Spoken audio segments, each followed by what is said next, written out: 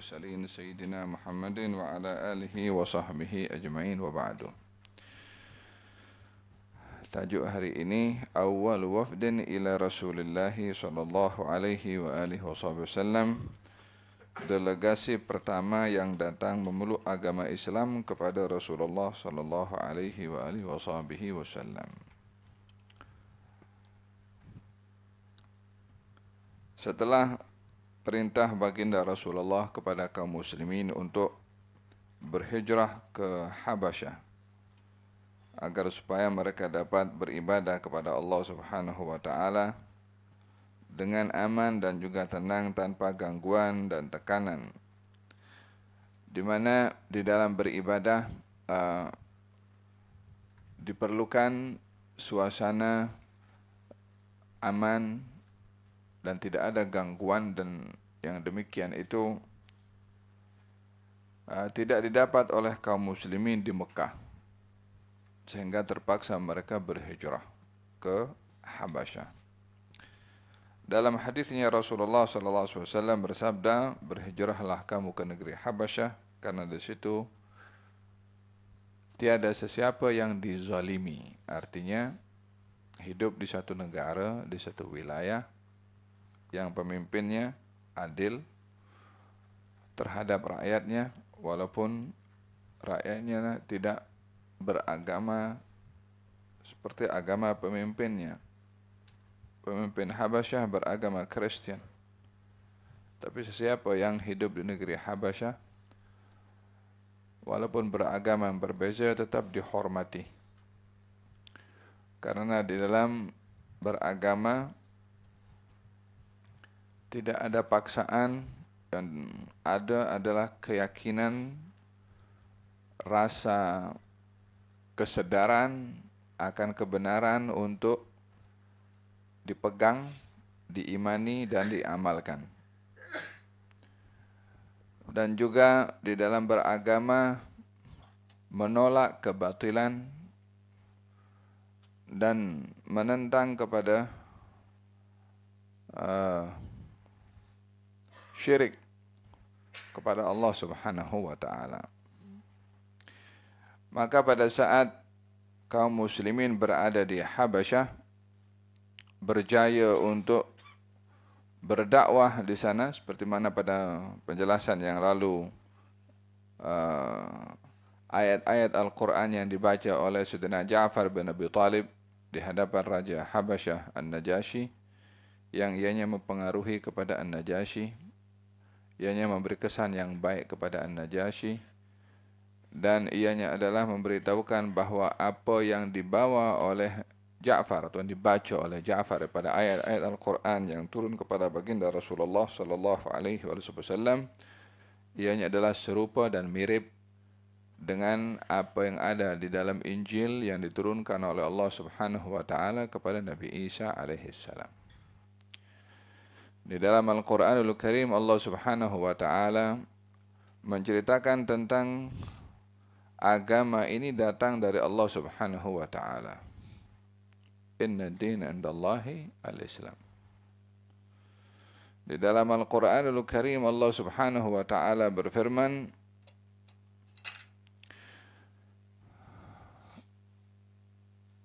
"Tsumma inna arsalna Nuhan wa Ibrahima wa ja'alna fi dzurriyyatihima an-nubuwwata wal kitab.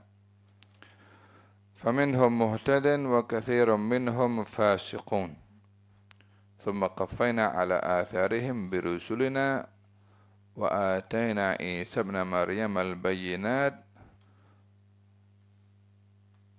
Dan kami utuskan Nabi Ibrahim, Nabi Nuh dan juga Nabi Ibrahim.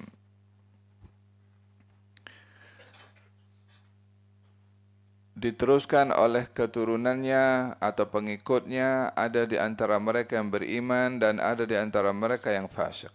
Lalu kemudian kami sempurnakan dengan diutusnya Nabi Isa alaihissalam. Wa atainahul Injil, dan kami berikan kepadanya Injil. adanya keterkaitan antara setiap nabi yang diutus oleh Allah Subhanahu wa taala bermula dengan Nabi Adam sampai kepada Nabi Muhammad sallallahu alaihi wa alihi wasallam. Wa idh qala Isa ibn Maryam ya bani Israil inni rasulullah ilaikum musaddiqan lima bayna yadayya minat Taurah wa mubasysyiran bi rasulin ya'ti min ba'di ismuhu Ahmad. Nabi Isa mengatakan kepada Bani Israel bahwasanya saya adalah rasul kepada kamu, membenarkan kepada kamu, yakni ayat-ayat yang turun sebelumnya, yaitu daripada kitab Taurat, dengan ayat yang saya bawa, yaitu Injil, dan saya memberitahukan kepada kamu kabar gembira akan rasul yang akan datang yang namanya Ahmad. Jadi Nabi Isa sendiri membenarkan kitab-kitab yang sebelumnya dan memberitahukan Nabi yang akan datang. Daripada mana Nabi Isa tahu tentang adanya Nabi di masa akan datang? Wahyu yang Allah Subhanahu wa taala beritahukan kepada Nabi Isa dari dalam kitab Injil sendiri tentang kedatangan Nabi Muhammad sallallahu alaihi wasallam. Di dalam hadis baginda Rasulullah sallallahu alaihi wasallam beliau bersabda, perumpamaan saya dengan nabi-nabi sebelum saya umpama orang yang membangun bangunan. Sehingga bangunan itu sudah lengkap, cantik. Kecuali satu bata yang kosong, yang di bangunan dinding bangunan itu ada satu ruang yang kosong. Setiap orang lalu pada bangunan itu dan nampak benda yang kosong, katanya andailah kalau yang kosong ini diletakkan satu bata supaya nampak cantik, sempurna. Kata baginda Rasulullah, wa ana tilkal labinah. Sayalah batu bata yang melengkapkan bangunan yang kosong itu. Ingin menggambarkan bahwa kalau kenabian ini diberikan perumpamaan-umpama bangunan, maka bangunan pertama pada rumah itu kalau diumpamakan dengan kenabian, maka bermula daripada Nabi Adam, Nabi Syith, Nabi Nuh, Nabi Idris, terus sampai dengan para nabi-nabi yang lain. Nabi-nabi yang lain dimaksudkan adalah nabi-nabi yang tak diceritakan namanya oleh Allah Subhanahu wa taala dalam Al-Qur'an karena jumlah para nabi dan rasul ramai. Allah Subhanahu wa taala berfirman dalam Al-Qur'an, maksudnya sebahagian daripada nabi-nabi itu aku kisahkan kepada engkau. Sebahagian yang lain aku tak cerita kepada engkau. Yang dikisahkan yang ada dalam Quran. Yang tak dikisahkan maka tak diketahui berapa ramai jumlahnya. Kalau Allah Subhanahu wa taala infarada bi'ilmihi. Allah Subhanahu wa taala mengatakan yang tahu jumlah nabi yang saya tak ceritakan kepada engkau hanya Allah Subhanahu wa taala. Sebab tak diberitahu oleh Allah Subhanahu wa taala berapa ramai yang tak diceritakan. Yang diberitahu yang diceritakan berapa ramai. Sebagai umat ini dalam syariah, dalam ilmu at-tauhid, dalam ilmu al-aqidah, kita beriman kepada para nabi dan rasul yang jumlahnya 25. Apa sebab 25? Karena 25 itu yang diceritakan oleh Allah dalam Quran.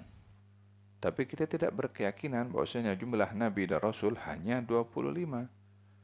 Yang wajib kita imani 25. Jumlah nabi dan rasul lebih daripada itu. Berapa ramai? Allahu a'lam. Dalam Al-Quran Allah Subhanahu wa taala berfirman, wa rusulan, dan rasul-rasul qad qasasna, yang kami ceritakan kepada engkau wahai Rasulullah Muhammad, wa minhum man lam naqsushum alaik. Ada di antara mereka yang kami tak cerita. Jadi seluruh para anbiya ini dan para rasul, perumpamaannya umpama bangunan tadi, satu nabi diutus meninggal disempurnakan dengan nabi yang lain, disempurnakan dengan nabi yang lain, disempurnakan nabi yang lain, terus macam itu. Umpama bangunan batu bata yang dibangun 1, 2, 3, terus sampai naik menjadi bangunan yang sempurna. Sampailah kepada baginda Rasulullah SAW Jadi bangunan itu setiap nabi umpama batu bata. Jadi bangunan itu lengkaplah kecuali satu ruang yang kosong, yaitu untuk nabi penutup kepada seluruh para anbiya. Yang setelah itu tiada lagi kenabian. Tak ada lagi nabi setelah Rasulullah SAW karena bangunan kenabian sudah lengkap dengan ditutupnya dengan baginda Rasulullah SAW. Ayat yang saya baca dan juga hadis yang saya ceritakan tadi memberikan penjelasan bahwa antara Nabi Muhammad dengan nabi-nabi yang sebelumnya adalah tidak diutus nabi yang sebelum, melainkan meneruskan nabi yang tidak diutus nabi yang setelah, melainkan ianya menyempurnakan ajaran nabi yang sebelumnya. Ada kaitan antara agama yang dibawa setiap nabi dengan sebelumnya, dan ada kaitan dengan agama yang akan dibawa oleh nabi setelahnya. Sebab yang menurunkan agama adalah satu, yaitu Allah Subhanahu wa ta'ala. Dan tugas para anbiya hanya menjalankan perintah Allah, mengajak manusia beriman kepada Allah Subhanahu wa ta'ala. Jadi misi para nabi ini diutus oleh Allah untuk mengajak manusia beriman kepada Allah. Misi para nabi diutus oleh Allah untuk tidak menyekutukan Allah. Misi para nabi diutus oleh Allah menyembah kepada Allah Subhanahu wa ta'ala. Itu yang tidak ada perbezaan setiap nabi. Yang berbeza adalah pelaksanaan cara ibadahnya.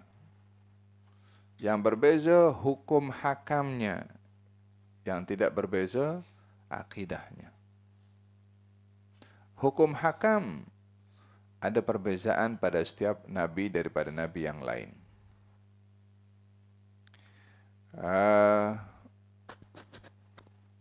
Pada ajaran-ajaran yang ada dalam Taurat, perkara yang haram dalam Taurat dihalalkan di dalam Injil. Dalam hukum hakam ada perbezaan hukum.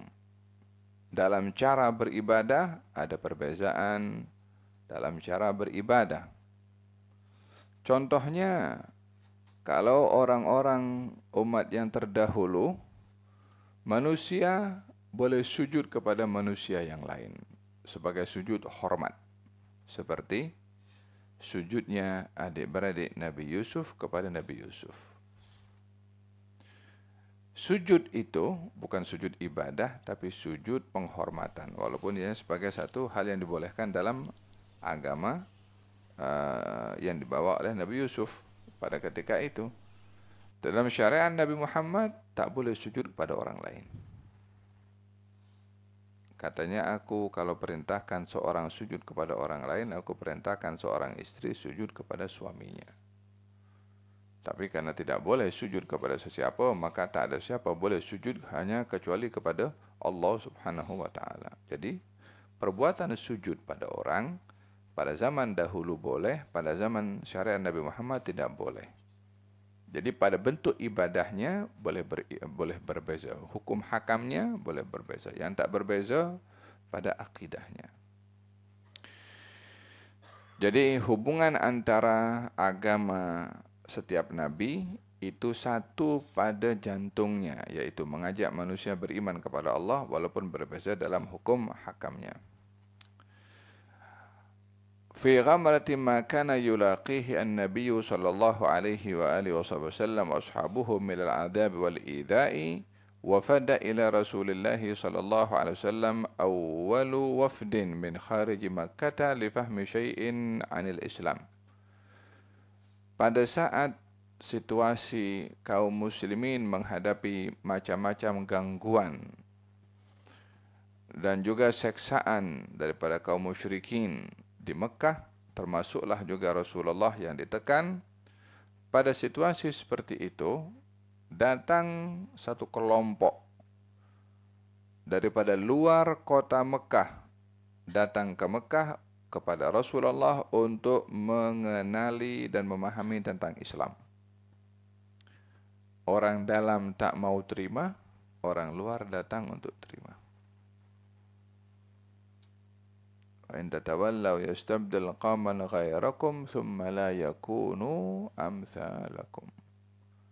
Kalau kamu berpaling daripada kebenaran, tak mau sokong, tak mau terima, tak mau taat, tak mau amalkan, orang lain akan dipilih oleh Allah untuk terima dan amalkan. Kamu yang rugi. Nabi Muhammad lahirnya di mana? Di Mekah. Membesarnya di mana? Di Mekah. Dikenalinya di mana? Di Mekah. Tapi yang menolak orang Mekah. Yang tak mau terima orang Mekah. Yang menentang orang Mekah. Yang memusuhi orang Mekah.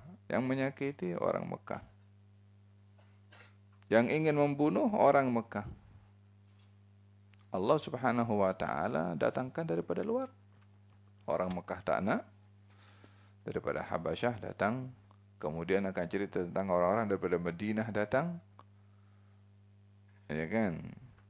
Apa yang menjadi sebab baginda Rasulullah SAW menetap di kota Madinah? Kalau bukan adanya orang Madinah yang membela kepada Rasulullah. Orang Mekah tak mau.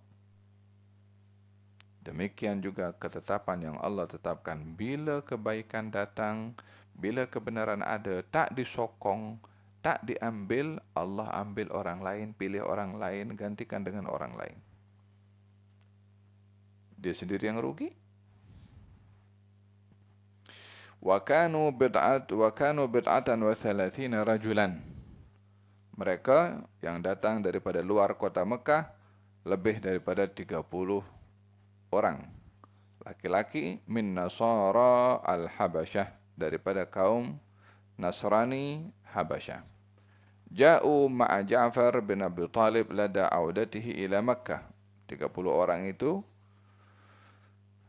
diutus oleh An-Najasyi juga bersama dengan Ja'far ketika Ja'far kembali ke kota Mekah. Daripada mana Ja'far? Ja'far berada di Habasyah. Kita bahas yang, dalam bab yang lalu kalau Ja'far berhijrah ke Habasyah. Lalu mendengar kalau kota Mekah sudah ramai yang memeluk agama Islam. Informasinya begitu, maka dia balik. Ternyata berita itu tak betul. Orang Mekah masih tetap kufur dan musuhi kepada Rasulullah. Tapi sudah dekat dengan kota Mekah, baru dapat info itu. Pada saat itu 30 orang lebih daripada kaum Kristian yang ikut bersama dengan Ja'far datang ke kota Mekah. Falamma jalasu ila Rasulullah sallallahu alaihi wasallam wattala'u ala sifatihi wa af'alihi wa sami'u ma tuliya alaihim minal Qur'an amanu kulluhum. Ketika mereka duduk berjumpa dengan Rasulullah SAW, lalu mereka memerhati sifat-sifat Nabi, keadaan Nabi, dan mendengarkan Al-Quran yang dibaca oleh Nabi. Mereka memerhati sifat-sifat Nabi. Di antaranya adalah sifat khatam an-nubuwah. Khatam an-nubuwah. Kemudian orangnya macam mana, kan? Kita dalam awal-awal pembahasan tentang Rasulullah SAW yang dibawa oleh Abu Talib pergi ke Syam untuk berniaga, lalu dilihat oleh Buhaira, seorang padri Kristian yang bernama Buhaira, melihat kelompok yang datang untuk berniaga dan nampak awan sedang menaungi kelompok itu, lalu dijemput oleh Buhaira. Nabi waktu itu usianya dalam belum 10 tahun dengan usia baginda Rasulullah SAW. Kemudian Buhaira menatap kepada baginda Rasulullah dan bertanya, anak siapa ini? Kata Abu Talib mengatakan, anak saya. Kata Buhaira, anak ini tak sepatutnya ada seorang ayah. Kata Abu Talib, ya benar, dia anak saudara aku. Kata Buhaira mengatakan, boleh aku mendekat kepada dia untuk melihat sesuatu? Katanya, boleh, jangan aurat, tak boleh. Maka dilihat pada bahagian ada kesan tanda kenabian. Maka Buhaira mengatakan kepada Abu Talib, ini anak akan jadi sesuatu yang besar akan terjadi kepada anak ini, merujuk kepada kenabian di masa akan datang. Jangan sampai orang-orang Yahudi tahu tentang anak ini, kalau tidak mereka akan melakukan kejahatan kepadanya. Maka terus dibawa balik oleh Abu Talib. Daripada mana Buhaira boleh tahu kalau baginda Rasulullah akan menjadi seorang nabi, padahal masih kecil lagi. daripada sifat-sifat Nabi yang ada dalam Taurat, yang dikaji oleh orang-orang Kristen, oleh padri-padri Kristen. Jadi sifat baginda Rasulullah sebelum diangkat menjadi Nabi pun juga orang-orang Kristen sudah tahu secara terperinci sifat baginda Rasulullah Sallallahu Alaihi Wasallam. Kalau daripada daripada keluarga yatim, ya kan. Kemudian awal-awal kelahiran baginda Rasulullah Sallallahu Alaihi Wasallam, orang Yahudi itu berteriak daripada Sauma'ah, tempat ibadahnya, sekuat-kuat suara mengatakan telah muncul bintangnya Ahmad, katanya begitu pada malam kelahiran Rasulullah Sallallahu Alaihi Wasallam. Pagi-pagi dipanggil kepada kaum muslimin, panggil orang-orang di Mekah. Hai orang Mekah, ada tak di antara kamu keluarga yang semalam melahirkan seorang anak, katanya. Orang Mekah waktu itu terkejut. Apa pasal kau pagi-pagi panggil kami hanya bertanya tentang kelahiran? Katanya, jawablah soalan aku dulu. Ada tak yang semalam siapa dilahirkan? Katanya ada keluarganya Abdullah, yang keluarganya Abdullah, ayahnya Rasulullah SAW. Ketika dilihat dan didatangi rumahnya dan dilihat bayi itu Nabi Muhammad SAW, pengsan terus si Yahudi itu dan mengatakan, "Dhahabatin nubuwah an Bani Israel." Kenabian sudah berpindah daripada Bani Israel. Masalah Nabi masih bayi lagi. Daripada sifat-sifatnya diketahui oleh orang-orang padri-padri yang mengetahui sifat-sifat itu daripada kitab Al-Injil. Cuman mereka tahu sifatnya, tapi mereka tak tahu kalau Nabi itu akan ada daripada bangsa Arab. Mereka menyangka daripada Bani Israel, daripada keturunan Yahudi atau Nasrani. Fa'ala kulli hal, dalam kitab Taurat dan Injil, ya sebelum dirubah, terdapat sifat-sifat Nabi secara terperinci. Paham dong? Ada seorang bernama Abdullah bin Salam, seorang Yahudi. Namanya Abdullah bin Salam. Berasal daripada kota Madinah yang memeluk agama Islam. Lalu ditanya oleh Sayyidina Umar bin Khattab, "Ya Abdullah, bagaimana kamu mengenali tentang Rasulullah?" Katanya, "Kami kenal tentang beliau ini lebih daripada kenalnya kami kepada anak kami." yakni gambaran betapa kenal dan detailnya sifat Nabi itu di dalam kitab-kitab mereka, sehingga katanya lebih jelas sifat-sifat Nabi berbandingkan anak kami sendiri. Kan orang itu, orang yang paling dekat orang tua dengan anak, mestilah tahu yang mana anaknya. Tapi karena terlalu detail sifat Nabi dalam Taurat, maka dikatakan kalau kami mengenali tentang Rasulullah ini lebih daripada kenalnya kami kepada anak-anak kami sendiri. Begitu jelasnya sifat-sifat Nabi Muhammad di dalam kitab At-Taurat. Sama juga dengan kitab Injil, karena Taurat itu dengan Injil satu syariah, hanya perbezaan sedikit sahaja antara Old Testament dengan New Testament. Falhasil, orang-orang Kristen memerhati sifat Nabi SAW dan mendengarkan Al-Quran yang dibaca, maka semuanya beriman kepada baginda Rasulullah SAW. Falamma alima bidzalika Abu Jahal aqbala ilaihim qailan. Maka berita tentang berimannya orang-orang Kristen 30 orang tadi sampai kepada Abu Jahal. Ya kan, waktu itu berita itu mudah tersebar daripada mulut ke mulut. Sekarang mudah tersebar dengan handphone.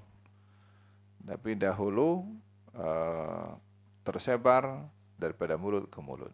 Dengan demikian kita memahami bahwa orang-orang musyrik di zaman itu mencari tahu kabar tentang Rasulullah.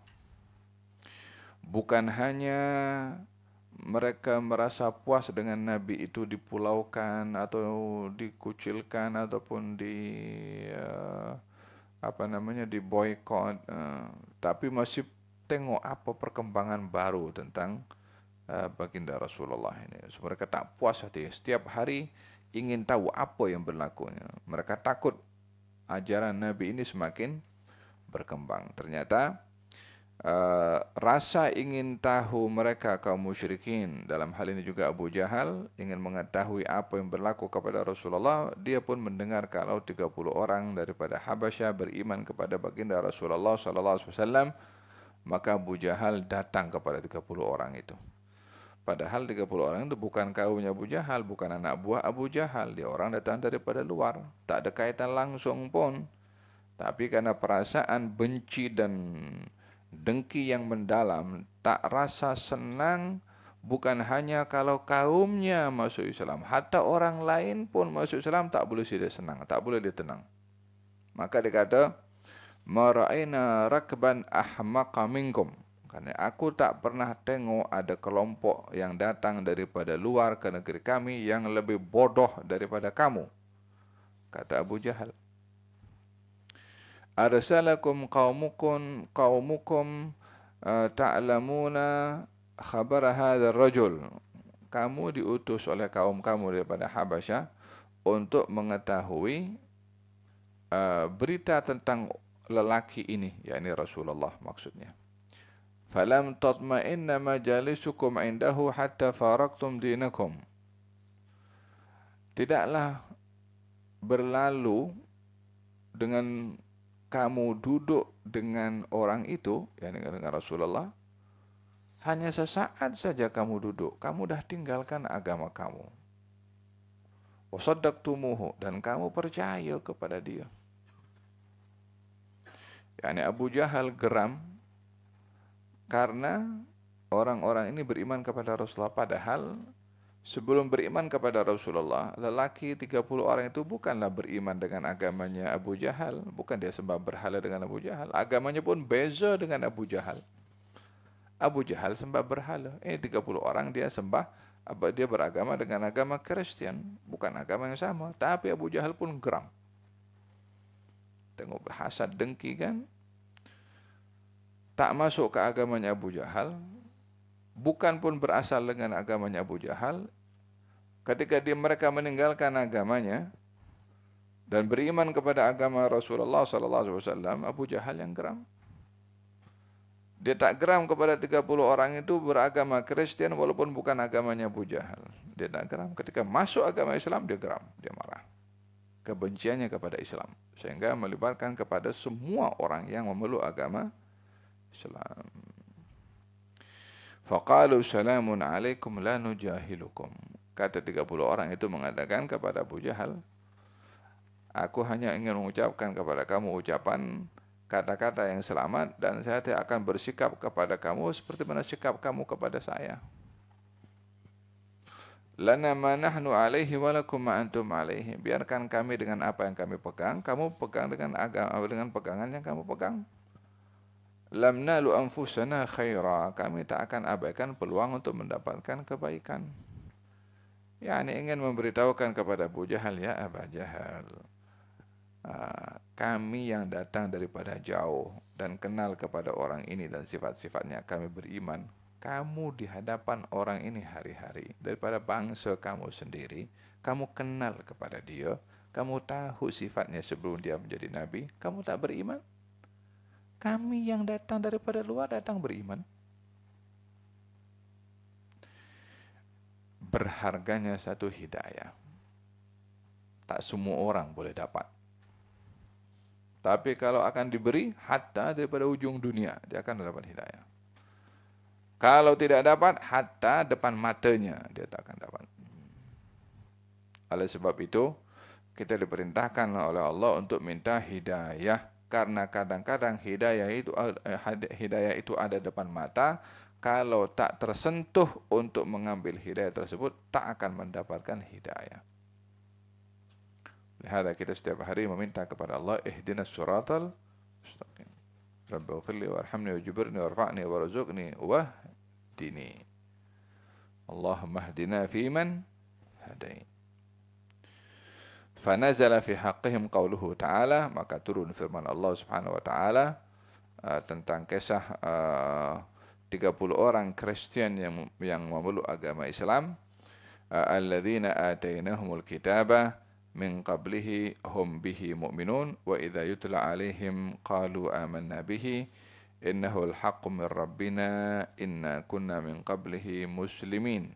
Ulaika yu'tawna ajrahum marrataini bima sabaru wa yadra'una bil hasanati sayyi'ata wa mimma razaqnahum yunfiqun wa idza sami'u al-laghwa a'radu 'anhu wa qalu lana a'maluna wa lakum a'malukum salamun 'alaikum la nabtaghil jahilin.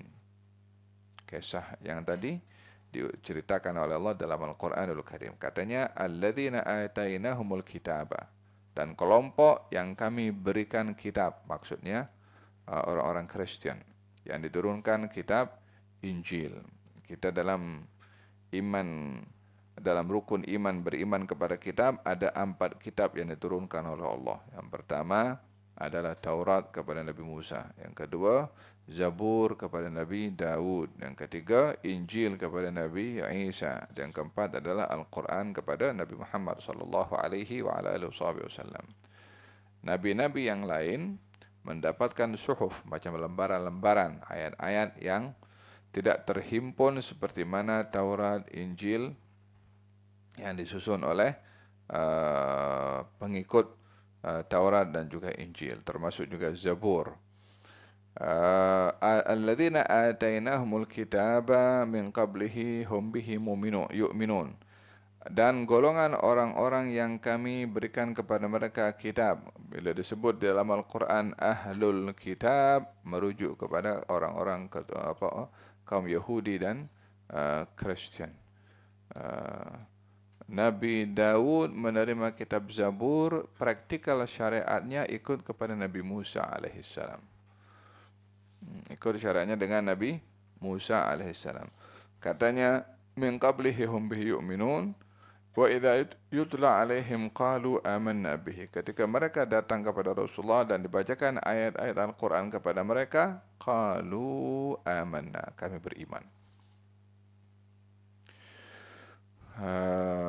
Dalam Al-Quranul Karim ada diceritakan bahwasanya baginda Rasulullah satu hari salat dan membaca Al-Quran. Ketika membaca Al-Quran, bacaan Quran Nabi didengari oleh jin.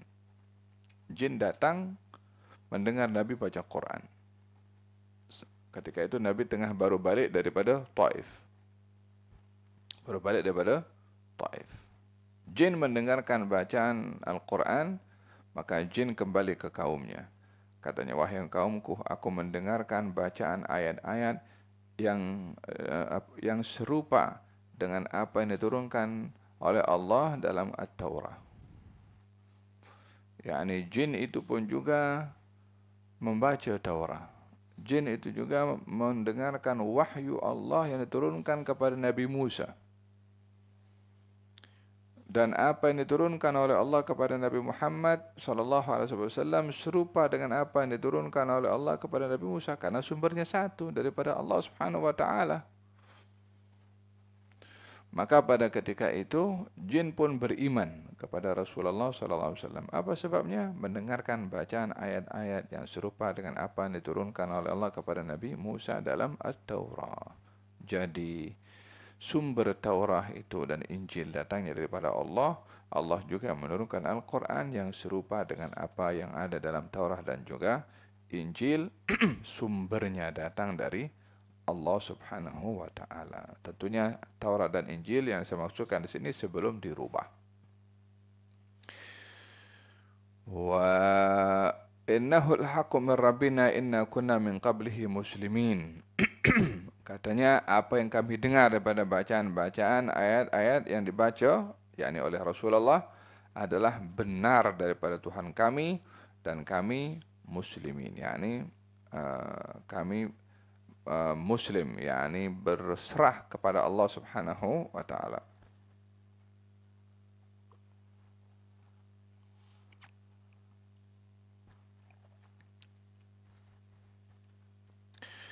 Ulaika yu'tauna ajrahum marratain. Mereka itu diberi pahala 2 kali ganda. Siapa mereka? Orang-orang yang masuk Islam tadi, yang Kristen. Kenapa pahalanya 2 kali ganda? Mereka mendapat pahala karena beriman dengan Nabi sebelum Nabi Muhammad, yaitu Nabi Isa. dan beriman kepada Nabi Muhammad juga mendapatkan pahala imannya kepada Rasulullah. Beriman kepada dua Nabi. Jadi beragama Kristen sebelum masuk Islam dan masuk kepada agama Islam. Karena beriman kepada dua ajaran ini, maka diberi pahala oleh Allah dua kali ganda. Yu'tauna ajrahum marratain bima sabaru wa yadra'una bil hasanati sayyi'ah, dan mereka itu telah menolak dengan kebaikan atas keburukan. Maksudnya keburukan di sini datangnya Abu Jahal mengatakan kamu ini adalah grup yang paling bodoh datang ke negeri kami. Kata Abu Jahal, kata-kata ini kata-kata yang tidak sopan. Dibalas oleh orang-orang Kristen tadi, katanya saya tak akan balas kamu dengan kejahilan, melainkan saya memberikan sikap yang selamat saja. La nujahilukum, assalamun alaikum la nujahilukum. Khalas. Yani kalau orang bodoh bercakap tak perlu untuk dilayan. Wa idza khatabahumul jahiluna qalu salama. Kalau orang bodoh bercakap jangan dilayan. Orang bodoh yang maki, orang bodoh yang melenting, orang bodoh yang mengeluarkan kata-kata bertentangan dengan adab dan sopan santun. Orang bodoh mengatakan, aku tumbuk engkau, aku sepak engkau. Orang bodoh akan bercakap seperti itu. Kata-kata yang tidak sopan. Yang seperti ini jangan dilayan. Kalau dilayan dengan kata-kata yang sama, maka dia akan bodoh sama dengan yang lainnya. Wa idza khatabahumul jahiluna qalu salama wa mimma razaqnahum yunfiqun wa idza sami'u al-laghwa a'radu an. Kalau orang itu mendengarkan hal-hal yang lagha, maka dia berpaling daripadanya, yakni tak mau mendengar hal-hal yang lagha. Wa qalu lana a'maluna wa lakum a'malukum salamun alaikum la nabtaghi al-jahilin. Dan dalam pembahasan kali ini adalah merujuk bahwasanya hikmah yang kita perlu ambil di sini adalah agama ini berjaya. Agama ini akan tersebar. Baik ada yang mendukung agama ini atau tidak. Ya, agama ini bukan perlu kepada orang untuk dia tersebar, tapi orang perlu kepada agama ini untuk mendapatkan pahala dan juga mendapatkan kebaikan dari Allah dengan memperjuangkan agama. Agama, sebagaimana saya katakan di awal, turun kepada Nabi Muhammad di kota Mekah. Orang Mekah tak mau beriman, Allah ambil orang daripada luar, orang Habasyah datang beriman. Agama dibawa oleh Rasulullah pergi ke Taif untuk berdakwah. Orang Taif tak mau terima, Allah hantarkan jin terima dan beriman. Agama disebarkan lagi di kota Mekah, masih tak mau beriman, Allah ambil orang-orang Madinah datang dalam Bai'atul Aqabah yang pertama, kedua, akhirnya Nabi berhijrah pergi ke Madinah Al-Munawwarah. Tersebar pun agama di Madinah Al-Munawwarah. Jadi tetap agama ini pasti akan tersebar. Yang rugi siapa? Yang hidup di zaman Nabi, yang tengok Nabi, yang melihat kebenaran Nabi, tapi tak mahu sokong, tak mau beriman, tak mau taat, sehingga orang lain dapat keberkatan. Demikian juga bila ada kebaikan dari Allah kepada antum semua, ambil. Jika tidak, orang lain akan dapat. Jika datang hidayah kepada antum dari Allah, segera direspon. Jika tidak, Allah bagi kepada orang lain. Bukan hidayah nak mengemis kepada kita, ambil saya. Kita yang perlu kepada hidayah itu. Faham tom? Hada berkenaan dengan hikmah yang perlu kita ambil, bahwasanya kita mencari hidayah untuk kita amalkan dan kita laksanakan. Jika tidak, maka akan diberikan oleh Allah Subhanahu wa taala kepada orang lain. Yang kedua, tentang sifat-sifat Nabi Muhammad SAW ada dalam kitab Taurat dan Injil, sehingga mereka yang mengkaji Taurat dan Injil pasti akan beriman kepada baginda Rasulullah SAW.